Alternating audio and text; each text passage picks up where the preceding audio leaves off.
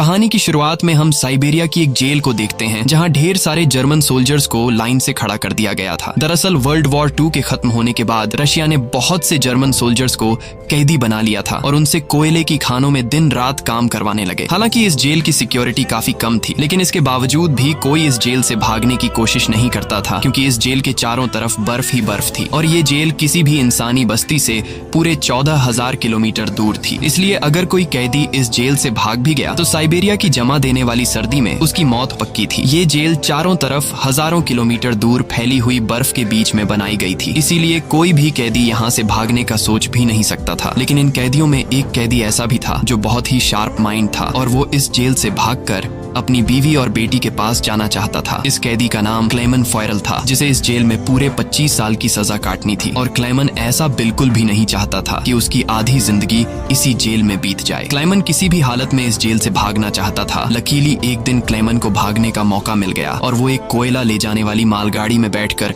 इस जेल से भाग निकला। अब जेल के बाहर जब उसने खुले आसमान में सितारों को देखा तो वो खुशी से झूम उठा, लेकिन ये खुशी कुछ ही देर की मेहमान थी। थोड़ी दूर चलने के बाद उस मालगाड़ी को रोक दिया गया और जब क्लेमन ने बाहर झांक कर देखा तो एक रशियन सोल्जर बंदूक ताने उसके सामने खड़ा था। बदकिस्मती से यहाँ क्लेमन पकड़ा गया और जेल से भागने के जुर्म में उसे एक ओपन एयर सेल में बंद कर दिया गया। सर्दी बहुत ज्यादा थी और रात में होने वाली बारिश ने क्लेमन की हालत खराब कर दी थी। उस सेल में क्लेमन को कुछ घंटों के लिए नहीं बल्कि पूरे 2 दिनों तक रखा गया। अब पूरे 2 दिन बाद अगली सुबह जेल का वार्डन उसके पास आया और उसे सेल से बाहर निकालकर उससे कुछ भी टॉर्चर नहीं किया गया। बस सिर्फ ये बोला कि तुम्हारे साथी बेसब्री से तुम्हारा इंतजार कर रहे हैं। अब जब क्लेमन अपने साथियों से मिला तो वो सब लाठियां और डंडे लेकर उसका इंतजार कर रहे थे। वो सब क्लेमन पर बहुत गुस्सा थे, क्योंकि क्लेमन के भागने की वजह से उन सबको पिछले 2 दिनों से भूखा रखा गया था। और क्लेमन को अब वार्डन की बात समझ में आ गई कि उसने क्यों कहा था कि तुम्हारे साथी तुम्हारा इंतजार कर रहे हैं। अब क्लेमन को देखते ही बाकी कैदियों ने उस पर हमला कर दिया और उसे बहुत बुरी तरह से मारा। इस मारपीट में क्लेमन इतना जख्मी हो गया कि उसे जेल के हॉस्पिटल में एडमिट करना पड़ा। इस जेल का डॉक्टर भी एक जर्मन कैदी था। जैसे ही क्लेमन होश में आया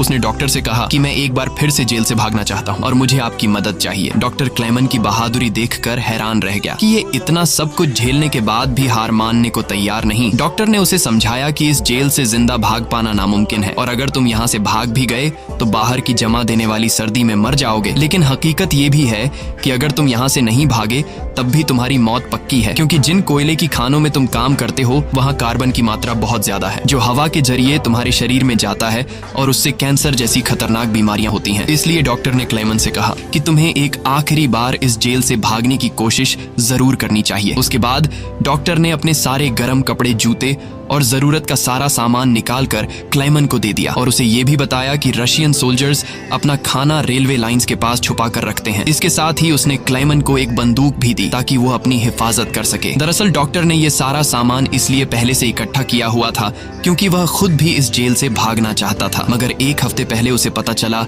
कि वह कैंसर का मरीज है और उसके पास 1 महीने से ज्यादा वक्त नहीं है। अब उसने क्लेमन को एक लंच बॉक्स दिया और कहा कि अगर तुम जिंदा बच गए तो मेरी फैमिली तक ये लंच बॉक्स पहुंचा देना और कहना कि मैं इस दुनिया में अब नहीं रहा। यहाँ एक बार फिर से रात के अंधेरे में क्लेमन दोबारा भाग निकला और इस बार उसने मालगाड़ी की बजाय पैदल चलने का फैसला किया। वो पूरी रात पैदल चलने के बाद सुबह भी चलता रहता है, क्योंकि उसे डर रहता है कि कहीं रशियन सोल्जर उसे पकड़ न ले। अब जब सुबह वार्डन को पता चला कि क्लेमन जेल से फरार हो चुका है तो वो सीधा डॉक्टर से पूछताछ करने उसके कमरे में पहुंचा। लेकिन उसके पहुंचने से पहले ही डॉक्टर ने अपनी जान ले ली थी, क्योंकि उसे पता था कि क्लेमन के भागने की खबर सुनने के बाद वार्डन मुझे बहुत तड़पा कर मारेगा। इसके बाद वार्डन ने कई रशिया सिपाहियों को क्लेमन की तलाश में भेजा और उसे जिंदा पकड़कर वापस लाने का हुक्म दिया। लेकिन कई दिनों की तलाश के बाद भी उसे क्लेमन का कोई पता न चल सका। क्लेमन की खुशकिस्मती ये थी कि बर्फबारी स्टार्ट होने की वजह से उसके पैरों के निशान मिटते जा रहे थे, जिससे क्लेमन को ढूंढना मुश्किल पड़ रहा था। अब सबको लगने लगा कि क्लेमन इस सर्दी में जमकर मर चुका होगा, मगर वार्डन मानने को तैयार नहीं था, क्योंकि वार्डन जानता था कि क्लेमन बहुत स्ट्रॉन्ग है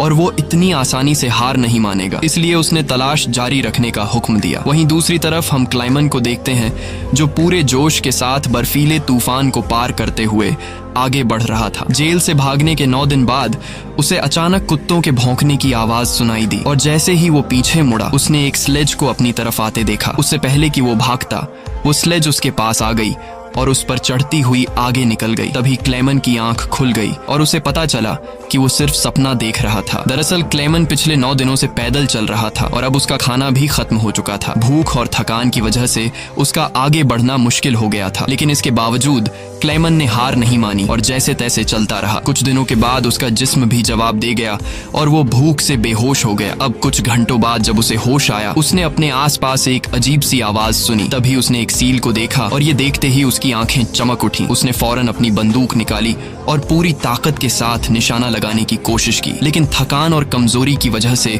उसका निशाना गलत हो गया और वो सील वहां से भागने लगी। क्लेमन, जिसे कई दिनों बाद जिंदा रहने की एक छोटी सी उम्मीद मिली थी, वो इस उम्मीद को हाथ से नहीं जाने दे सकता था। क्लेमन फौरन उसके पीछे दौड़ा, लेकिन दौड़ते वक्त क्लेमन बर्फ टूटने की वजह से पानी में गिर जाता है, जिससे उसके पैर में चोट आ जाती है। लेकिन जख्मी होने के बावजूद वो सील का पीछा करने लगा। क्लेमन जैसे ही गोली चलाने वाला था, वो सील एक चट्टान के पीछे छिप गई। क्लेमन और आगे बढ़ता है और सील को दोबारा देख लेता है। उससे पहले कि वो पानी में जाती, क्लेमन ने अपनी आखिरी गोली चलाई और खुशकिस्मती से वो गोली उसे लग गई। ये देखकर क्लेमन खुशी से झूम उठा, क्योंकि अब सफर के दौरान उसे खाने की फिक्र नहीं थी। कई दिनों के बाद क्लेमन ने पेट भर कर खाना खाया और थोड़ा आराम करके अपना सफर जारी रखा। अब इतने लंबे सफर में क्लेमन बिल्कुल अकेला था और उसके चारों तरफ बर्फ के अलावा कुछ भी न था। इस माहौल में उसकी दिमागी हालत खराब हो सकती थी, इसलिए वो खुद से बातें करता और पॉजिटिव बातें कहकर खुद को आगे बढ़ने के लिए मोटिवेट करता। इसके साथ ही वो हर वक्त कैंपस के जरिए अपने रास्ते को देखता है, ताकि वो इस बर्फीली वादी में कहीं खो न जाए। इसी तरह दिन गुजरते गए और फिर महीने, लगातार 2 महीने चलने के बाद क्लेमन को इस बर्फीले मैदान में एक छोटा सा पेड़ दिखाई दिया। इस पेड़ को देखकर क्लेमन इतना खुश हुआ कि जैसे उसे कोई खजाना मिल गया हो, और वो भागकर उस पेड़ को गले लगा लेता है। दरअसल ये पेड़ इस बात की निशानी थी कि क्लेमन लगातार 2 महीने चलने के बाद अब ये बर्फीला मैदान क्रॉस कर चुका है और आगे जंगल शुरू होने वाला है। थोड़ा ही आगे चलने के बाद ठीक वैसा ही हुआ जैसा उसने सोचा था। अब यहाँ से जंगल शुरू होने वाला था। बर्फ का इलाका खत्म हो रहा था। वो जंगल में बहुत खुश था। वो लकड़ियां इकट्ठा करके आग जलाता है और कई महीनों बाद पहली बार सुकून से सो जाता है। पर अगला दिन उसके लिए सुकून का था या नहीं,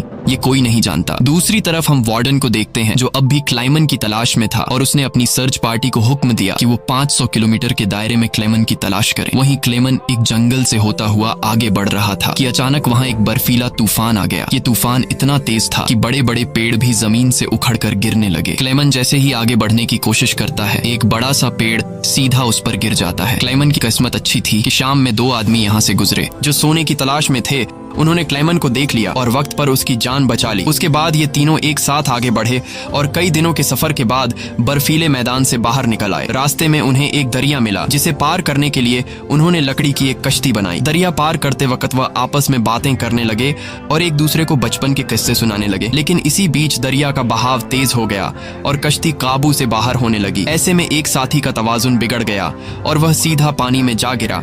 उसे तैरना नहीं आता था, वह डूबने लगा। ये देखकर क्लेमन ने पानी में छलांग लगा दी और किसी तरह उस आदमी को किनारे तक लाकर उसकी जान बचाई। दूसरी तरफ उनका दूसरा साथी उन दोनों को डूबने के लिए छोड़ देता है और अकेला आगे बढ़ गया। उसका दूसरा साथी बहुत ही लालची था। उसे लगा कि वो दोनों मर गए होंगे और लालच के चलते उसने अपने दोस्त का सोना भी खुद के पास रख दिया। थोड़ी देर बाद जब क्लेमन और दूसरा आदमी टेंट तक पहुंचे तो उस आदमी को अपने दोस्त पर बहुत गुस्सा आया और उसने उसे गोली मारकर उसकी जान ली। उसके बाद क्लेमन और वह आदमी ने सामान उठाया और सफर जारी रखा। वे दोनों कई महीनों तक इसी उम्मीद पर चलते रहे कि कोई इंसानी आबादी उन्हें मिल जाए। लेकिन दोबारा सर्दियों का मौसम आ गया और हर तरफ के जंगलात बर्फ की सफेद चादर में छुप गए। उस आदमी ने जो सामान उठाया था वह काफी भारी था, इसलिए उसे बर्फ में चलने में मुश्किल हो रही थी। ये देखकर क्लेमन ने उसका बोझ हल्का करने की कोशिश की और कहा कि कुछ देर के लिए अपना सामान मुझे दे दो। लेकिन यहाँ उस आदमी को शक हुआ कि शायद क्लेमन भी उसका सोना चुराना चाहता है, इसलिए उसने क्लेमन पर हमला करके उसे नीचे धकेल देता है, जिससे क्लेमन बेहोश हो जाता है। थोड़ी देर बाद क्लेमन को होश आया